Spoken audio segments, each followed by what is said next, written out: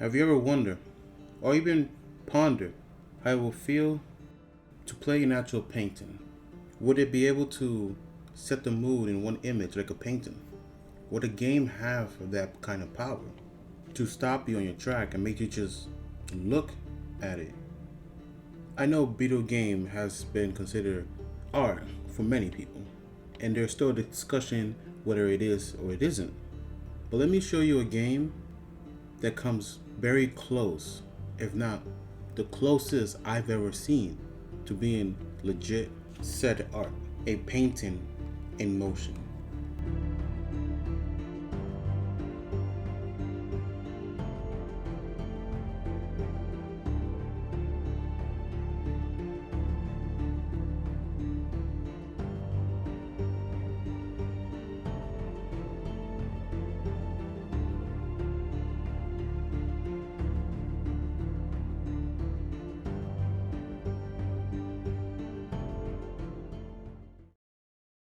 Hey, definitely not a box here. I know. I said I'll be back with the miracle, but seeing how I finished this game, MoonScars, faster than I thought, I figure I'd make a video about it while it's still fresh in my mind. So welcome to Indie Box, where we talk about MoonScars. As you can see, this game looks amazing. It hits that wonderful pixel art that I just fall in love with every time. Given my last video, and the one I want to cover after this video, it is safe to say I love pixel art. I love pixel games. It draws me in. I don't know why. It just draws me in deeply. I browse Steam a lot. I'm looking for games to just play. And as soon as I saw MoonScars in the title, it stopped me on my tracks. So something drew me about this game. Something took me, hooked me, and, well, line and sinker me, I swear to God. So let's get into it. Alright, so I have to match this game in terms of looks. This thing looks great. And this box form ain't cutting it. Look, something beautiful yet broken. Ah, here we go. One of my favorites. MoonScars. Yes, this is a Metroidvania month. I should have said it beforehand, but if it wasn't obvious, here it is. It's official. This game has the look.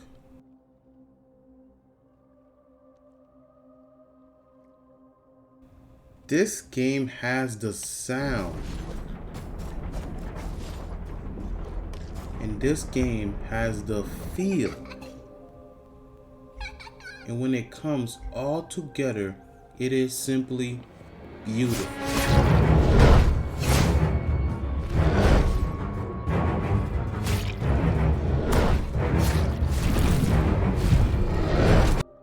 As a piece of art, this game shines. As a narrative piece, this game takes a lot from the epics of creation and what it means to be human. What you're willing to do once you find the truth, and is it worth it? Would you want it? While playing this game and reading the story, I can't help to think of the old folklores about gods and the humans that fear them yet love them. A lot of hope for a dying world, or maybe a lot of dying hope for the world. Stuff like that.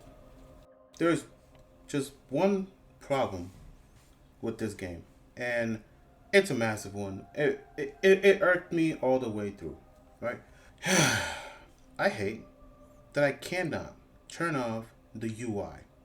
Listen, developers, the people who make this game, Black Mermaid, how dare you make a game look this good? How dare you put this much effort in the visuals of the game and not allow me to turn off the UI?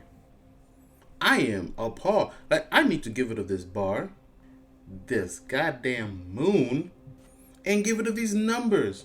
Let me enjoy the beauty that you painstakingly made. How dare you not allow me to turn off the UI? I am mad about that. Like, oh my god, that really irked me. That really irked me. But besides that, this game is a masterful piece of art. Gameplay is simple. You have your HP, which is the red, and you have your I core, which is the white. I core is this game's version of mana. People are gonna say this takes a lot after Dark Souls. I say, more like Hollow Knight, but potatoes. You have a basic attack, can be performed in midair. You have a charge attack, and you also have a dodge. If you want, you can stop right there and beat the game with those 3 tools alone. I won't, I wouldn't even dream about, but you can if you want to. You also have a special attack. You're going to have to square up against yourself to reclaim it. Yes, this makes sense. Just play the game. By the way, the special attack does come in different variations. You can parry. Yes, you can parry almost everything in this game. More on that later. You have witchery. Works like skills in any other game. This uses Ico.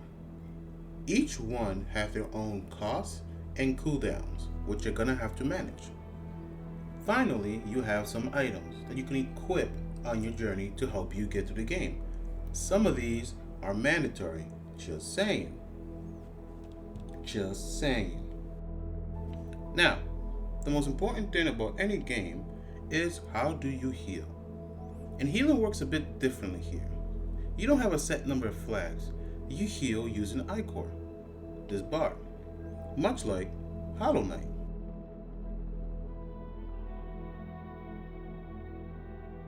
Which is why I made that comparison earlier. You gain Ichor back by hitting enemies, and you gain a lot more by parrying enemies. This bar right here, this white Ichor bar right here, is where the game hits its floor. No matter what you're doing in combat, you must have that bar filled as much as possible. This game doesn't tell you that you have to parry everything.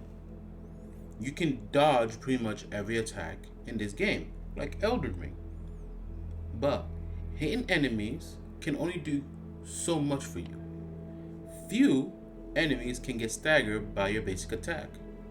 It's only after you start parrying that you can put the damage in and stun enemies and gain a massive amount of Ichor to heal yourself and for your witchery, which is necessary at times. What? I'm gonna cheese anybody I can. It's not my problem that he doesn't have poison resist. By the way, spikes are your friends in this game. They still do damage, but yeah, this is a friendship I didn't know I needed. So I was telling you a half truth when I said in the combat it's all about Ichor. It's also about parrying. This is where the game can lose a lot of people. I personally love that you can parry because of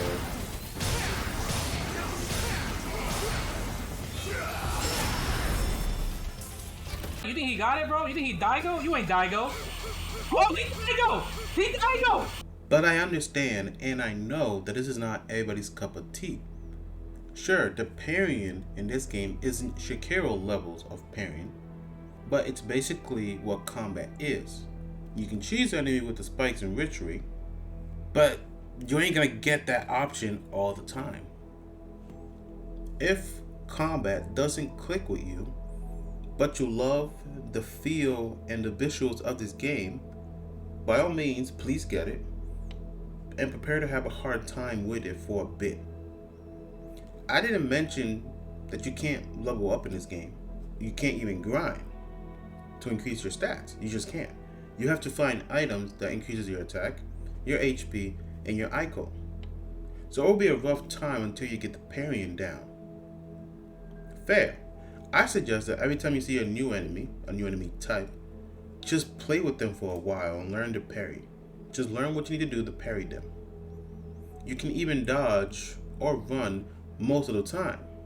But when you can't, parrying will be the answer if you're in a tight spot. MoonScars.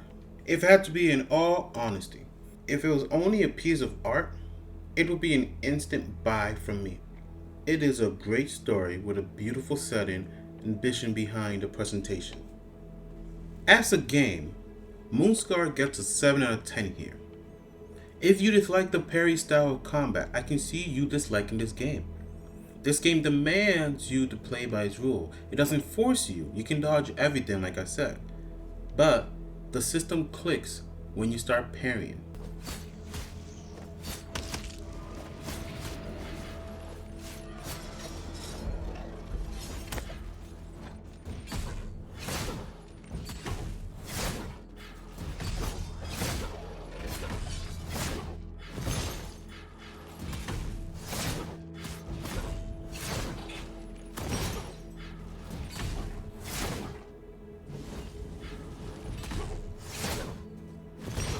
Yeah, seriously, when I did that back-to-back parrying and just destroying those, yeah, I felt great. That's my highlight of this game. Besides a couple boss fights that I will not show. MoonScars is an enjoyable, short, but well-made game you can find online for about 20 bucks. If you have the time, give it a try. You might be surprised how much this game grows on you. This has been Definitely Not a Box. Don't forget to like, comment, and subscribe. Please try and reach 100 by the end of the year, and I think we can do it. Anyways, I'll see you on the next one, and have a wonderful day.